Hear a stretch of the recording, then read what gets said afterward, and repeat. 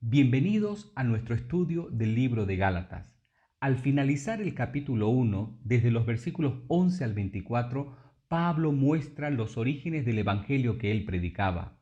En esta sección, él presenta sus credenciales con el propósito de acreditar que el evangelio que él predicaba no estaba contaminado por otros pensamientos. Pero, ¿cuál es el origen del Evangelio de Pablo? En los versículos 11 y 12, él muestra que su Evangelio no es una invención humana. Si recordamos el primer versículo del capítulo 1, Pablo describe que su comisión apostólica era de Dios y no de hombres. De igual manera, en el versículo 12, con mucho entusiasmo, él indica que su mensaje también tenía origen divino. Asimismo, el mensaje no es una invención de su propio cerebro, como también no es una tradición producto de rituales religiosos. El Evangelio de Pablo es una revelación de Jesucristo. Dios se le ha dado a conocer. Sin embargo, una cosa es afirmar que se ha recibido una revelación directa de Dios, pero otro asunto es probarlo. A partir de los siguientes versículos, el apóstol inicia la comprobación de su revelación y lo hace basado en su testimonio de conversión. En primer lugar, en los versículos 13 al 14, Pablo muestra su testimonio antes de su conversión. Él describe su compromiso con el judaísmo y lo hace de dos aspectos importantes. En primer lugar, él perseguía a la iglesia. En varios pasajes del libro de Hechos vemos cómo Pablo estaba dispuesto incluso a hacer desaparecer a la iglesia de Dios. Además, él relata su entusiasmo y su celo por el judaísmo. Seamos sinceros, un hombre con la capacidad mental y emocional de Pablo no estaría dispuesto a que otros hombres le hagan abandonar su convicción para cambiarse al bando contrario. Ninguna predicación de hombre alguno podría cambiar a Pablo. Por eso mismo él considera que solo Dios podría realizar ese cambio, y sabemos que Dios lo hizo. En segundo lugar, Pablo describe el testimonio de lo que ocurrió en su conversión. En los versículos 15 y 16, Pablo enumera tres cosas que Dios hizo por él. Dios le apartó desde el vientre de su madre, Dios lo llamó por su gracia y Dios tuvo a bien revelar a su Hijo en él. Fue Dios quien escogió a Pablo, no fue al revés. Finalmente, en los versículos 16 al 24, Pablo muestra el testimonio después de su conversión. Para demostrar que su evangelio no tenía ninguna contaminación de hombre alguno, él dice que después de convertido fue a Arabia.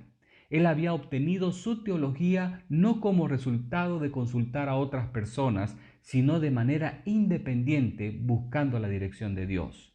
Después de ello, indica que subió a Jerusalén, pero por poco tiempo.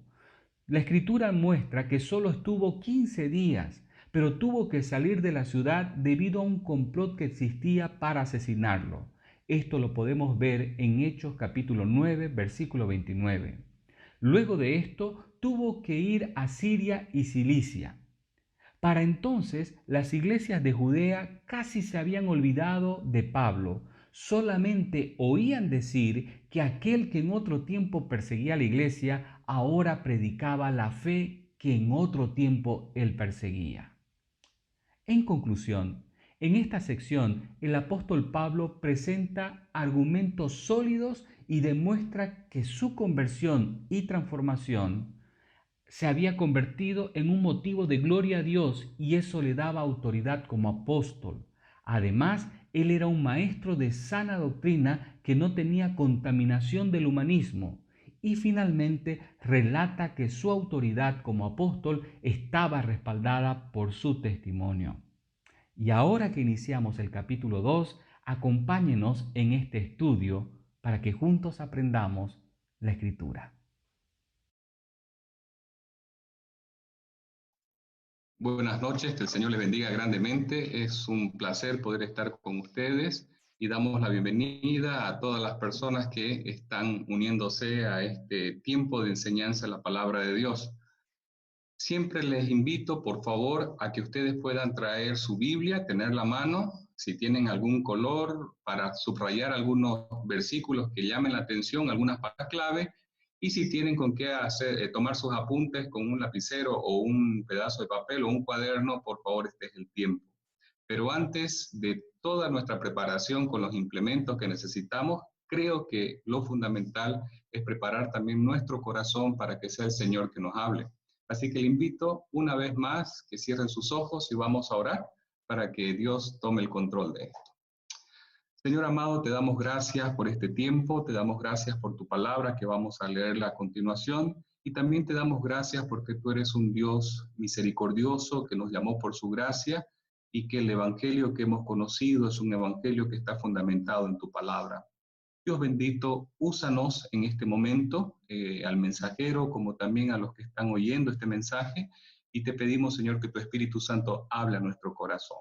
Quita cualquier interrupción que haya en nuestros pensamientos, a nuestro alrededor, y que hoy podamos, Señor, disfrutar de este tiempo de enseñanza. Te lo pedimos en el nombre de Jesús, nuestro Señor y nuestro Salvador. Amén.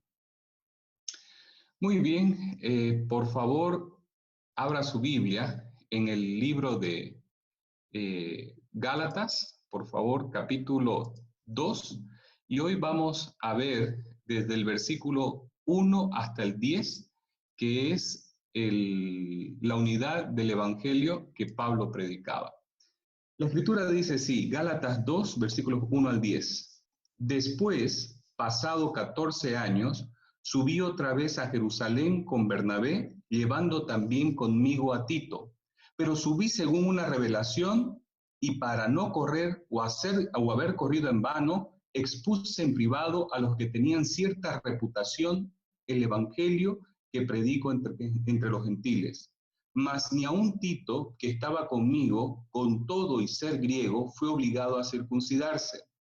Y esto a pesar de los falsos hermanos introducidos a escondidas que entraban para espiar nuestra libertad que tenemos en Cristo Jesús para reducirnos a esclavitud, a los cuales ni por un momento accedimos a someternos para que la verdad del Evangelio permaneciese con vosotros. Pero de los que tenían reputación de ser algo, lo que hayan sido en otro tiempo nada me importa, Dios no hace acepción de personas. A mí, pues, los de reputación nada nuevo me comunicaron. Antes, por el contrario, como vieron que me había sido encomendado el evangelio de la incircuncisión, como a Pedro el de la circuncisión, pues el que actuó en Pedro para el apostolado de la circuncisión, actuó también en mí para con los gentiles. Y reconociendo la gracia que me había sido dada, Jacobo, Cefas y Juan, que eran considerados como columnas, nos dieron a mí y a Bernabé la diestra en señal de compañerismo para que nosotros fuésemos a los gentiles y ellos a la circuncisión. Solamente nos pidieron que nos acordásemos de los pobres, los cuales también procuré con diligencia hacer. Muy bien. En esta primera parte, como ya vimos en la introducción, Pablo en el capítulo 1 hace una defensa del origen de su apostolado y el origen de su evangelio que no tenía ninguna contaminación. En el capítulo 2, Pablo lo que está haciendo es decir, yo no soy un llanero solitario y quiero compartirles que este evangelio que recibí de Cristo también tiene la aceptación y concuerda con el evangelio que predican los apóstoles. Ahora, entendiendo eso, Pablo se centró en su independencia de los otros apóstoles y en este capítulo 2 demuestra que él y ellos existían una correlación o una unidad básica, pues fue reconocido con los apóstoles, por los apóstoles en este relato que él comenta. Ahora, tenemos que entender de que no hay dos evangelios, un evangelio para los gentiles y un evangelio para los judíos. Es el mismo evangelio con dos enfoques distintos. El enfoque para alcanzar a las personas mediante la gracia por medio de la fe y el reconocimiento de Jesucristo como Señor y Salvador. Ahora, esa unidad del Evangelio era lo que estaba poniéndose en conflicto dentro de las iglesias de Galacia. Pero Pablo le está diciendo, esto que ustedes vivieron ya lo hemos vivido antes y permítanme contarles que no es nada nuevo bajo el sol. Ahora, En primer lugar, versículo 1 y 2, vamos a ver las características de la visita de Pablo a Jerusalén. Versículo 1 dice, después de pasado 14 años subí otra vez a Jerusalén con Bernabé, llevando también conmigo a Tito.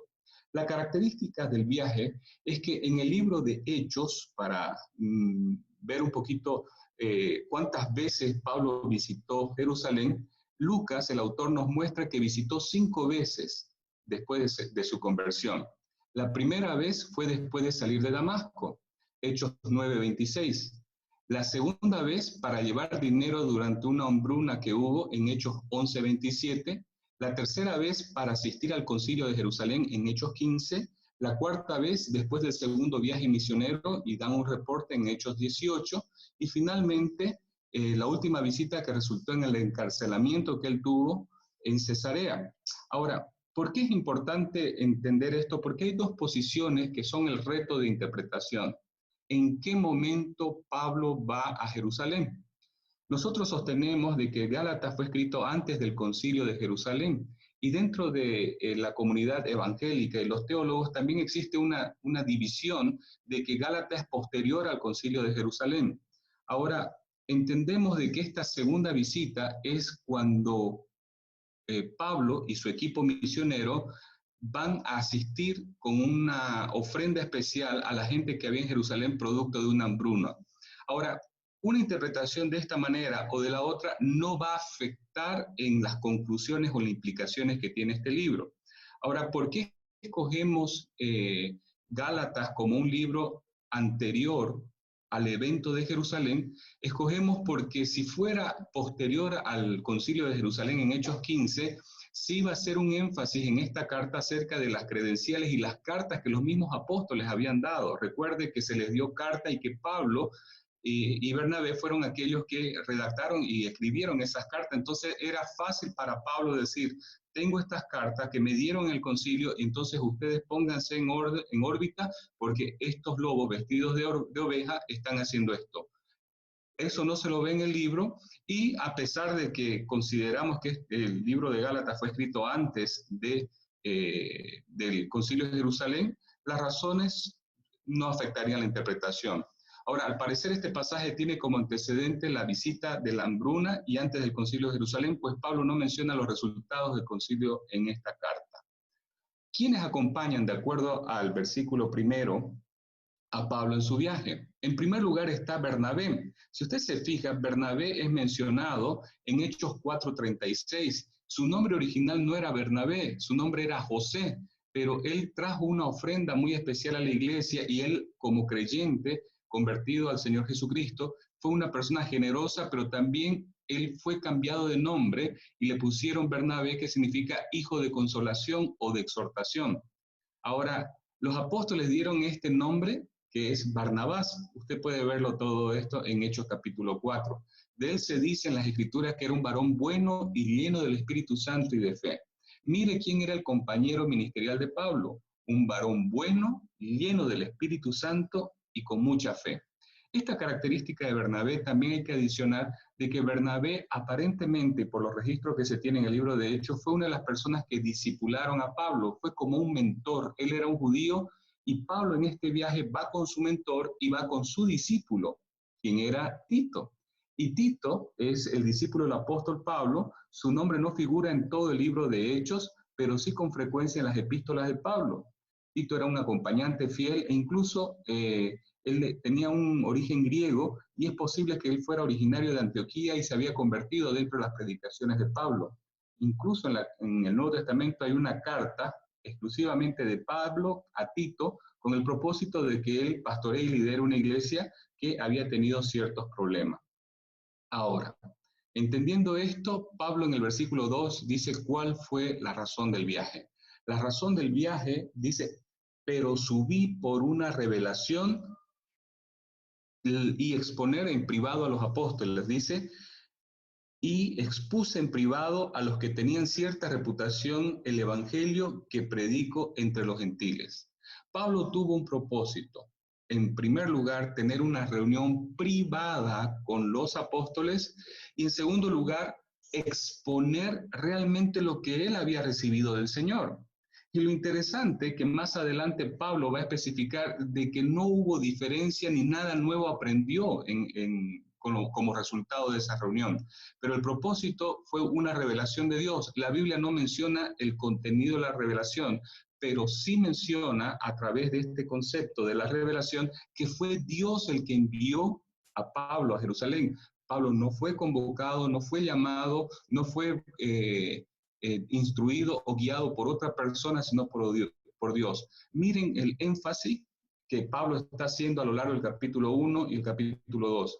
El Evangelio, perdón, versículo 1, capítulo 1.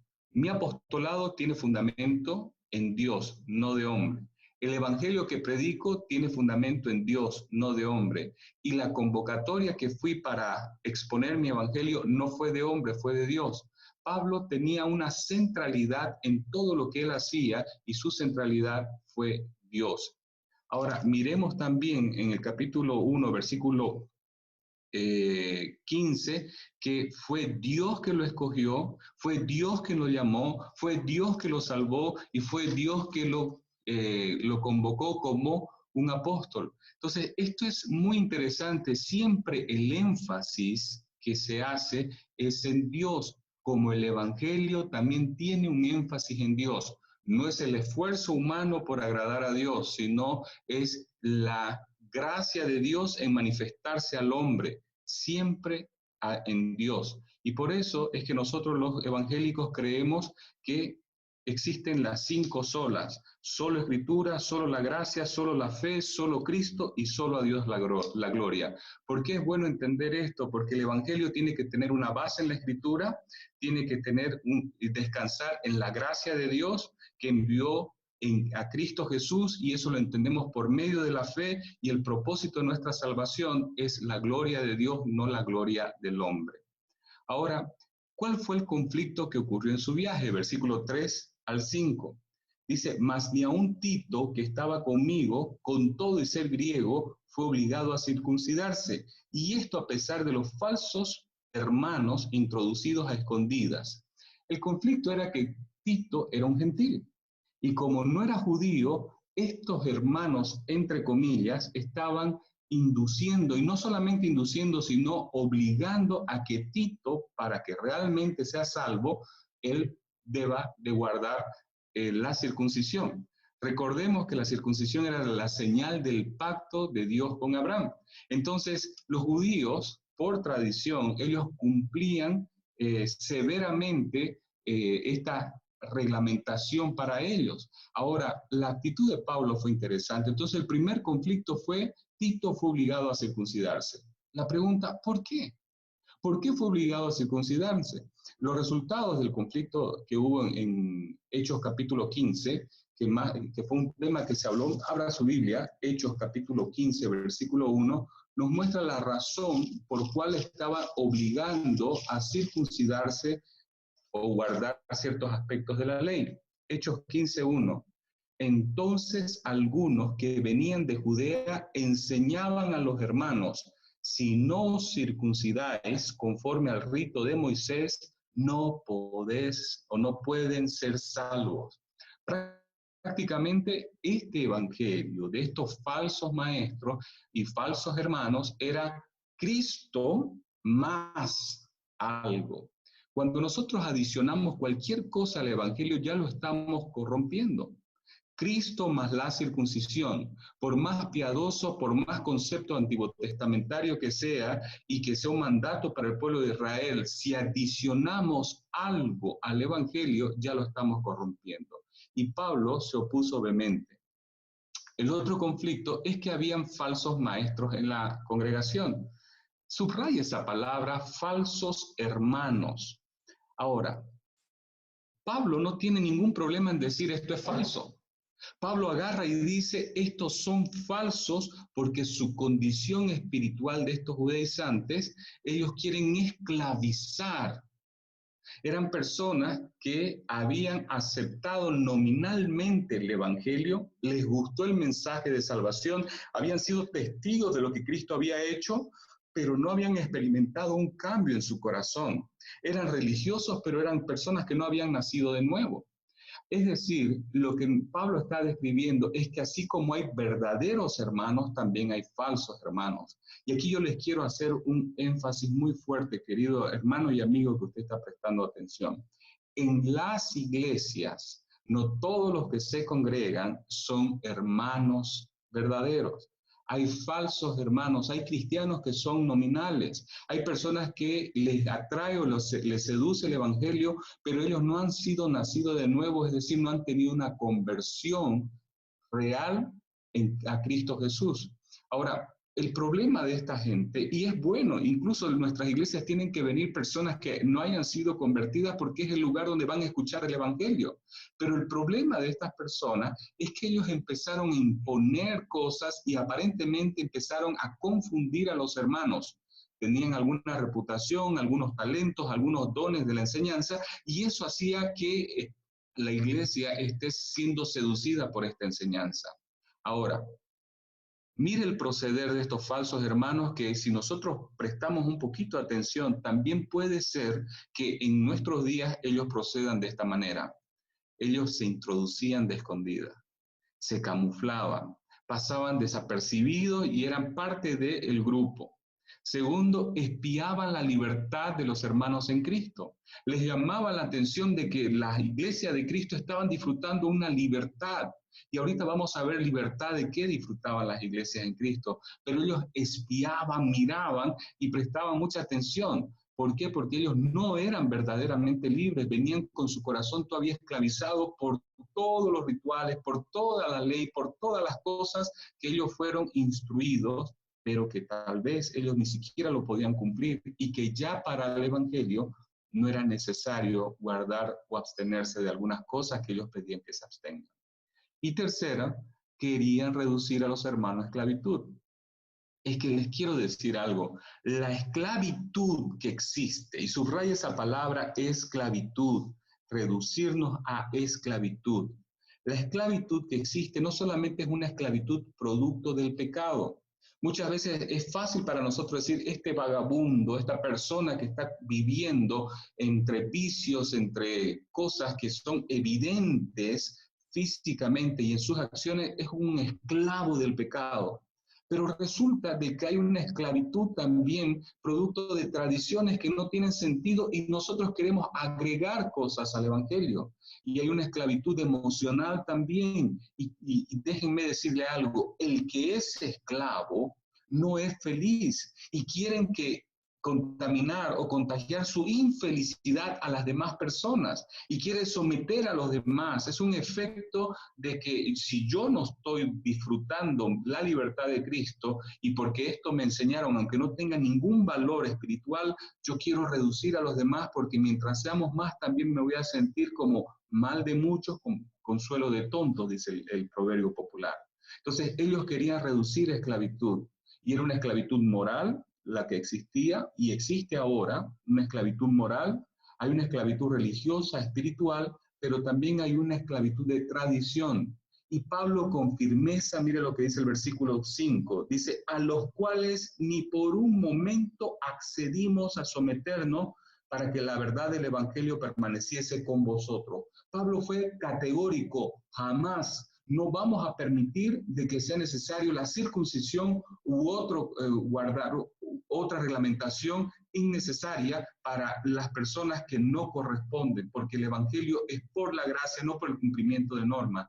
Pablo fue contundente porque si Pablo accedía un poquito así, se iba a abrir toda una brecha de diluir el Evangelio. Y la razón por la cual Pablo no quiso acceder no fue porque él tenía un carácter fuerte simplemente, porque reducir el Evangelio sería diluirlo y era el concepto de que el Evangelio permanezca en pureza. Qué importante es este concepto, hermanos, que el Evangelio permanezca en pureza. Ahora, tenemos que recordar lo siguiente. En primer lugar, solo Jesús da libertad. Hermanos, solo Jesús da libertad. Dice Juan 8:36, así que si el Hijo os libertare, refiriéndose a Él, si el Hijo os libertare, seréis verdaderamente libres. Solo Jesús da libertad. Y aquí voy a abrir un paréntesis para que vamos al libro de Colosenses. Colosenses, que es otra carta que escribió el apóstol Pablo, menciona acerca de las libertades que da Cristo Jesús. Colosenses 1, capítulo 13, dice que Cristo nos da libertad del reino de las tinieblas. Colosenses 1:13 dice, en el cual nos ha libertado de la potestad de las tinieblas y trasladado al reino de su amado Hijo. Hay una esclavitud espiritual, hermanos, de la cual Cristo nos liberta, y es esa esclavitud del pecado. Todo aquel que no conoce a Cristo Jesús como Señor y Salvador es esclavo del pecado y pertenece al reino de las tinieblas. Por más buena persona que sea, por más moral que él conviva con su sociedad, por más generoso, pero si no conoce a Jesucristo, esa persona vive esclavizada en un reino de las tinieblas, de la cual Cristo Jesús, a través de su obra maravillosa descrita en el Evangelio, nos da la libertad de ser trasladados de ese reino de las tinieblas al reino suyo, reino de la luz. Y es maravilloso porque ahora somos súbditos por la fe en Jesucristo de un Rey de Reyes, Señor de Señores, que Él nos ha dado libertad. Hermano amado, yo quisiera que usted mire a las personas bajo esta perspectiva, no solamente como un pecador que tiene una condenación eterna, sino también como un súbdito, el que no conoce a Jesús, como un súbdito de un reino de tinieblas. Y todo súbdito va a tener que hacer lo que su rey dice, lo que su rey manda. Así como nosotros conscientemente reconocemos a Jesús como Señor y Salvador y nos sometemos a su reino, un súbdito consciente o inconsciente de Satanás, del reino de las tinieblas, también va a comportarse porque tiene sus ojos vendados de acuerdo a los parámetros de ese reino de las tinieblas. Pero no solamente del reino de las tinieblas Cristo nos ha libertado, también nos da libertad de la tradición. El capítulo 2, versículo 8 de Colosenses dice, mirad que nadie os engañe por medio de filosofías y huecas sutilezas según las tradiciones de los hombres conforme a los rudimentos del mundo y no según Cristo. El otro reino que Cristo quiere libertarnos es de las tradiciones humanas. Cristo vino a darnos libertad. Hermanos, hay algo que sucede dentro del ser humano. Nosotros somos criados y condicionados bajo un cierto ambiente y empezamos a absorber tantas cosas. Esa tradición que no está basada en Jesucristo, que no está basada en su palabra, Cristo quiere liberarnos de esa tradición. ¿Y cuántos de nosotros, una vez conocemos a Cristo Jesús, vamos a sus caminos y todavía seguimos con las taras del pasado, de la cual tenemos que desempolvarnos, diciendo que son pecados, cosas que no son pecados, de que son cosas inmorales, cosas que en realidad no tienen ningún valor inmoral dentro de los caminos del Señor? Y creyendo también que son cosas buenas aquello que Dios deliberadamente en su palabra lo rechaza. Y finalmente, Colosenses 2, 20 y 23 dice que Cristo nos ha libertado del legalismo. Colosenses 2, 20 y 23. Pues si habéis muerto con Cristo en cuanto a los rudimentos del mundo, ¿por qué, como si vivieses en el mundo, os sometéis a preceptos, tales como no manejes, ni gustes, ni aun toques, en conformidad a mandamientos y doctrinas de hombres, cosas que todas se destruyen con el uso? Tales cosas tienen a la verdad cierta reputación de sabiduría, en culto voluntario, en humildad y en duro trato del cuerpo, pero no tienen valor alguno contra los apetitos de la carne. Prácticamente Cristo nos da esa libertad del legalismo. Y más adelante, en el libro de Gálatas, capítulo 2, si volvamos a Gálatas, vamos a ver que acerca de la salvación, de la justificación, la ley no tiene valor alguno.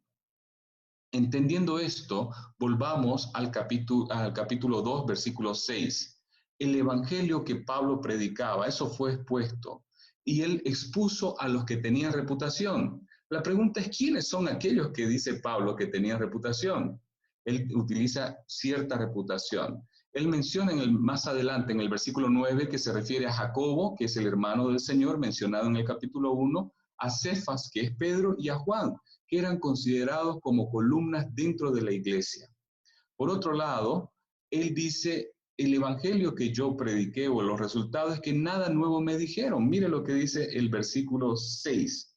Pero los que tenían reputación de ser algo, los que hayan sido en otro tiempo, nada me importa, Dios no hace excepción de personas. A mí, pues, lo de reputación, nada nuevo me comunicaron. Ahora, Pablo no está menospreciando la comunicación que tuvo de los apóstoles. Pablo no está como abaratando ese mensaje. Lo que Pablo está diciendo, esto, lo que yo predico, concuerda totalmente con el mensaje de los apóstoles. Yo no fui instruido por ellos, no fui nombrado apóstol por ellos, no fui influenciado por ellos, pero cuando me reúno con ellos, vemos que hay una concordancia. Y esa concordancia, Pablo dice, nada nuevo me menciona.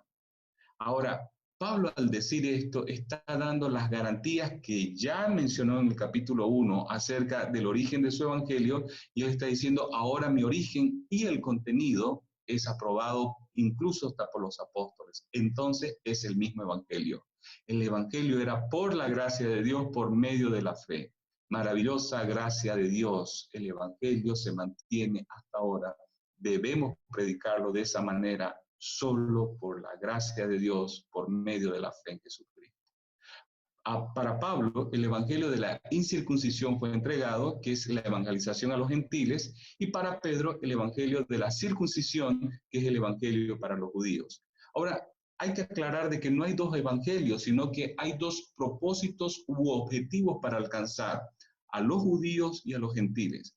Como el cumplimiento de rituales no tiene un provecho para el evangelio, si es que culturalmente los judíos desean circuncidarse, guardar el sábado y hacer ciertas cosas, mientras no sean requisito para la salvación, ellos tienen la libertad porque es un aspecto cultural. Pero Pablo predicó el evangelio de la en el sentido de la incircuncisión para aquellos que no tenían la cultura judía y que ellos vivan en la libertad y no cumplan un precepto innecesario para recibir la salvación. Es muy interesante esto porque nos hace ver también que el mismo mensaje puede ser llevado respetando aspectos culturales específicamente para los judíos. Ahora, el resultado de la consulta, versículo 9 y 10. Versículo 9. Y reconociendo la gracia que me había sido dada, Jacobo, Cefas y Juan, que eran considerados como columnas, nos dieron a mí y a Bernabé la diestra en señal de compañerismo para que nosotros fuésemos a los gentiles y ellos a la circuncisión. Primero, dar la diestra en señal de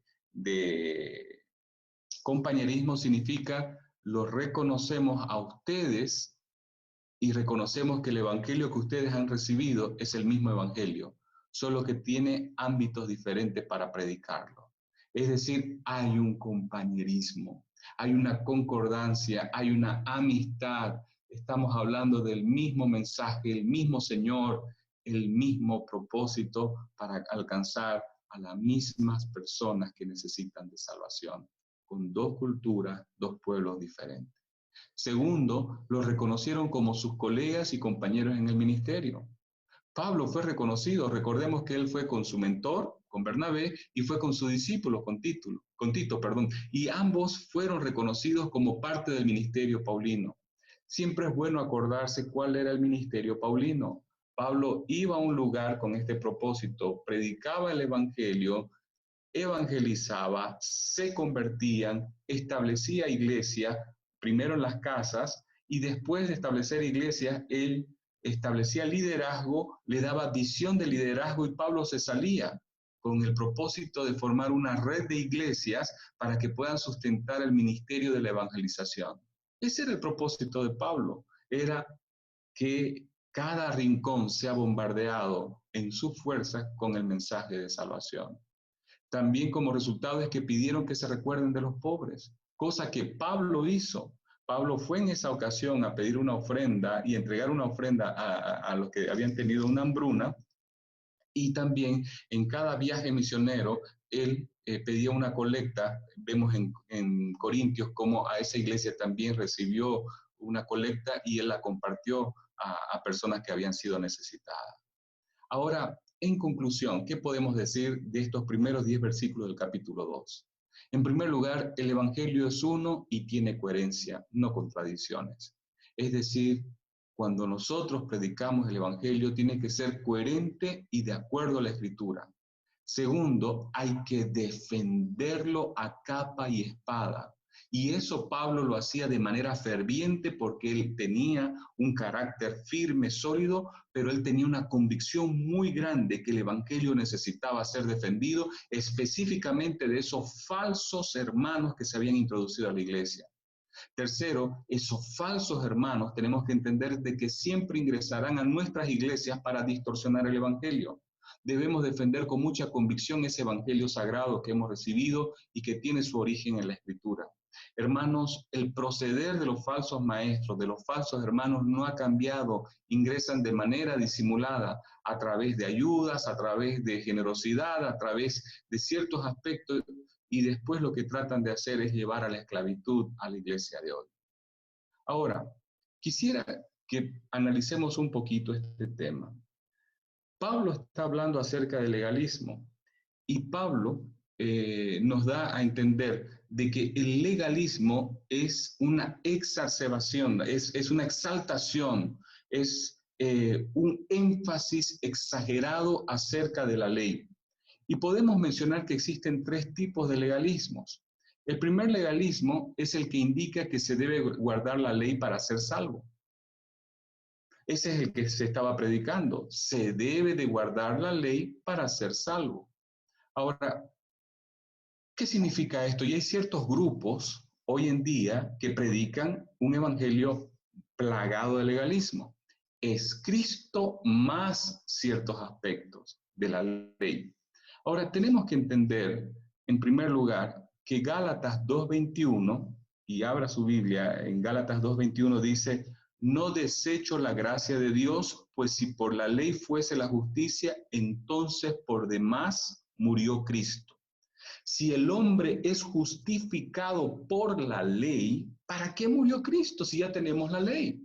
¿Para qué Dios envió a su Hijo amado para que todo aquel que en él crea no se pierda, mas tenga vida eterna? No tendría sentido adicionar cualquier aspecto más la fe en Jesucristo. Ahí estuviéramos pensando de que es un legalismo muy fuerte y se ve en ciertas iglesias ahora. Mire lo que dice Éxodo 19. Abra su Biblia. Éxodo 20 están los 10 mandamientos, la ley. Recordemos que los mandamientos eran 10, pero habían como 500 ordenanzas adicionales que quien no las cumplía también les era pecado y eran considerados como infractores de la ley. Más de 500 mandatos adicionales.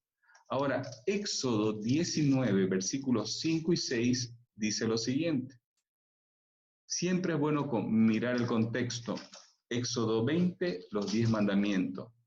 Éxodo 19, el pueblo de Israel está en el monte Sinaí. Y dice, vamos a leer desde el versículo 3. Y Moisés subió a Dios y Jehová lo llamó desde el monte diciendo, así dirás a la casa de Jacob, es decir, Israel, y anunciarás a los hijos de Israel, vosotros visteis lo que hice a los egipcios, y cómo os tomé sobre las alas de las águilas y los he traído a mí. Mire la iniciativa, los he traído a mí. Versículo 5.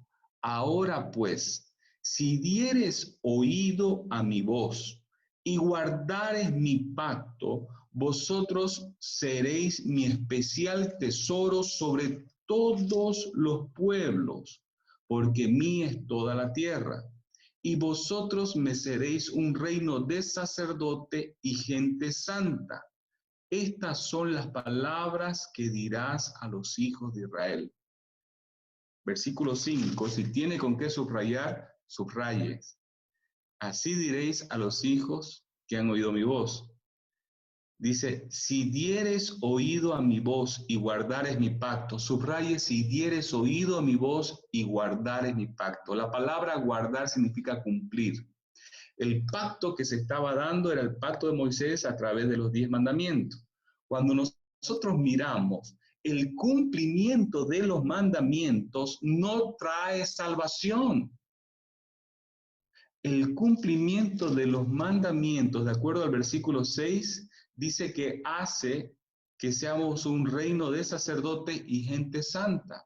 El propósito era la santificación, es decir, apartarse del pecado, separarse del pecado para separarse hacia Dios. Es decir, en el Antiguo Testamento tampoco vemos un evangelio por obra, sino por la gracia de Dios. Y esto es maravilloso, hermanos, porque el mensaje fue diluido, pero el mensaje siempre ha sido la gracia de Dios. Dios toma la iniciativa, Dios se acerca, Dios pacta. No es el hombre el que pacta, todo Dios lo toma como iniciativa. Entonces, ese evangelio que está plagado de legalismo, ya siempre va a decir algo. Es Cristo más esto. Y aunque ustedes no lo crean, muchas iglesias protestantes hoy en día están diciendo cosas que implican este evangelio legalista. Segunda presentación del legalismo en nuestras iglesias. Es el legalismo que con el cumplimiento de la ley y sus ordenanzas yo sostengo mi salvación. El primer tipo de legalismo es yo soy salvo a través del cumplimiento. El segundo tipo de legalismo es que yo, al cumplir la ley, voy a sostener mi salvación. Este grupo de personas no han experimentado el gozo de la libertad, porque siempre están temerosos de perder su salvación. Y por eso tienen que hacer cosas para no perder la salvación. Y esto es triste, hermanos, porque si hemos vivido, y Pablo nos muestra que hemos vivido en libertad al conocer a Jesucristo como Señor y Salvador y vivir en temor, es decir, por un momento, si guardo todo, pertenezco al reino de Dios. Si no guardo, porque para guardar la ley, con un solo aspecto de la ley que no cumpla, ya infringí toda la ley. Por eso la Escritura dice que no hay justo ni a uno solo. Entonces, miren la sensación que tienen estas personas. Si de acuerdo, y por eso viven legalistas, si de acuerdo a sus parámetros ellos cumplen sus normas, tienen seguridad y sostienen su salvación. Pero si no cumplen esos parámetros, ellos ya perdieron la salvación y tienen que entrar y salir al reino de la luz y entrar y salir del reino de las tinieblas. Y es una sensación de inseguridad.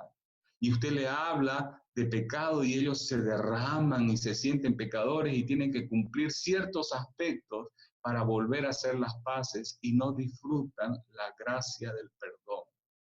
Hermanos, este tipo de legalismo abunda bastante, abunda mucho y es del cual nosotros debemos de cuidarnos. Y ahí, este tipo de personas creen en la pérdida de la salvación y si no se comportan de una determinada manera y no tienen seguridad de Dios, no lo van a experimentar. Pero mire lo que dice la Escritura, Romanos capítulo 3. Vamos al al libro de Romanos. Romanos capítulo 3, versículos 19 al 20.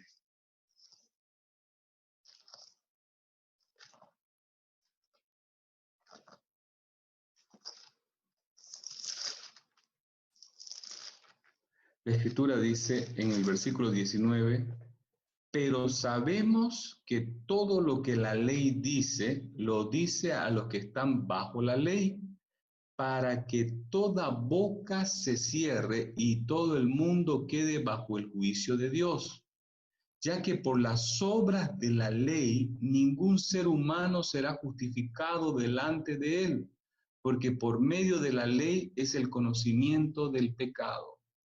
El propósito de la ley es demostrar cuán vulnerable es el hombre y cuán pecador es el hombre que no cumple esos requisitos.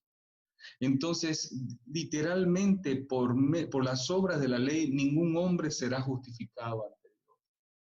Y estas personas, y recordemos lo que dice Efesios 2, 8 al 10, porque por gracia somos salvos por medio de la fe, y esto no de nosotros, pues es don de Dios, no por obras para que nadie se gloríe.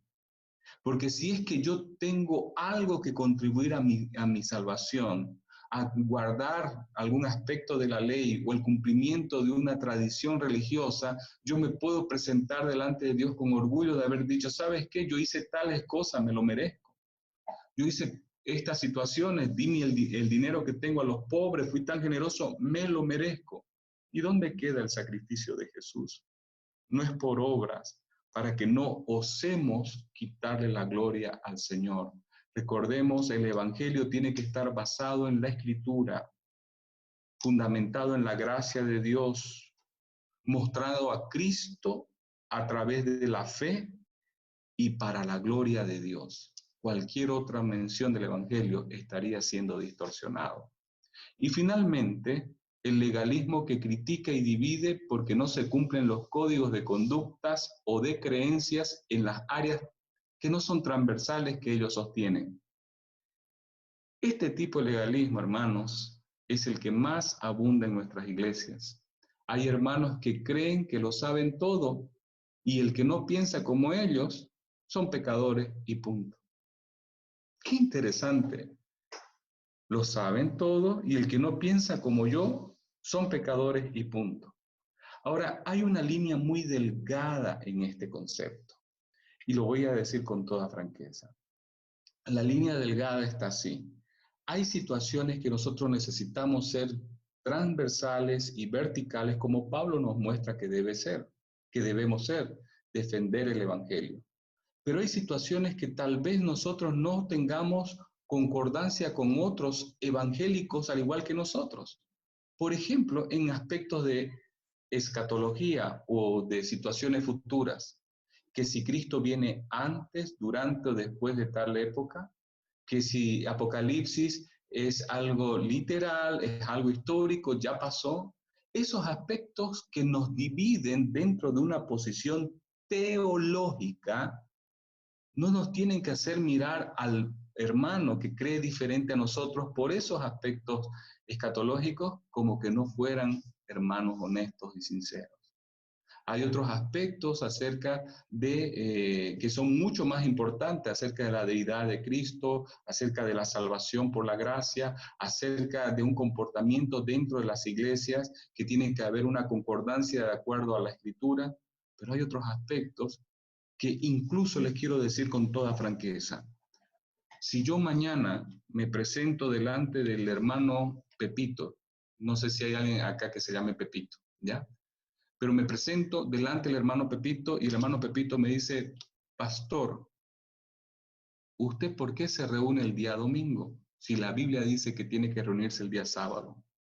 Y me va a mostrar muchos pasajes del Antiguo Testamento que habla acerca de guardar el día de reposo, que es el día sábado. Yo le voy a explicar de que como creyentes nosotros nos reunimos el primer día de la semana, el domingo, porque celebramos la resurrección de Cristo. Porque hay evidencia dentro del libro de los Hechos que la iglesia se reunía el primer día de la semana. Entonces, y le voy a decir, ¿saben qué? De los 10 mandamientos, 9 se repiten en el Nuevo Testamento. No tenemos que ser idólatras, no tenemos que dar falso testimonio, no tenemos que codiciar, tenemos que honrar a padre y madre. Todo eso se repite, pero hay uno que no está repetido y que después Pablo habla que hay libertad, que es justamente el día del Señor. Para mí todos los días son días del Señor. Si para usted solamente ese es el día, ahora, ¿cuál sería una posición legalista?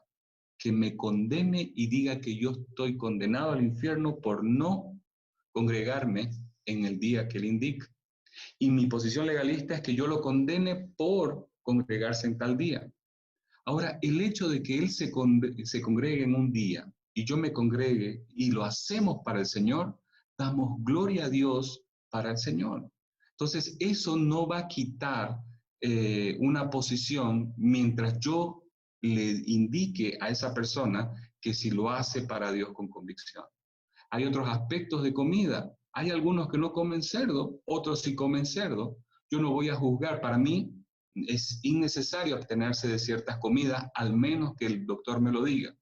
Y ya me lo ha dicho, por mi salud, pero no para mi salvación. Ahora, si yo indico que eso se debe hacer para recibir la salvación, ¿es su convicción? No, eso ya estaría distorsionando lo que es el mensaje del Evangelio. Ahora, si la persona dice, yo al dejar de comer estas cosas siento que me estoy acercando más al Señor, pero no juzga a nadie y siente que a través de esa dieta está haciendo lo correcto, ya sea con ayuno o alguna abstención de cierta comida, de gloria a Dios. El apóstol Pablo en el libro de Romanos habla, mientras lo hacemos para la gloria de Dios. Y cuando él menciona el que es maduro y el que no es maduro en la fe, lo va a hacer. O el que es más espiritual que el otro. Hermanos, para finalizar, guardemos nuestro corazón del legalismo. El legalismo corrompe. El legalismo, cuando va a distorsionar el evangelio, defendámoslos a capa y espada, ya, porque el evangelio descansa en la gracia de Dios. Cuidémonos nosotros de no vivir, ahora que somos libres, vivir como esclavos y no disfrutar de la seguridad de la salvación que esto implica. Y tercero, guardemos nuestro corazón de no tener ese legalismo en base al conocimiento que hemos recibido, en el sentido de mirar con desprecio a los demás. Mientras más conocemos, más humildes debemos de ser. Hermanos amados, deseo de todo corazón que el Señor les bendiga grandemente, que este capítulo, en esta sección de Gálatas capítulo 2, versículos 1 al 10, nos sirva para reflexionar acerca de nuestros comportamientos, pero también a entender de que debemos de defender a capa y espada el evangelio que predicamos.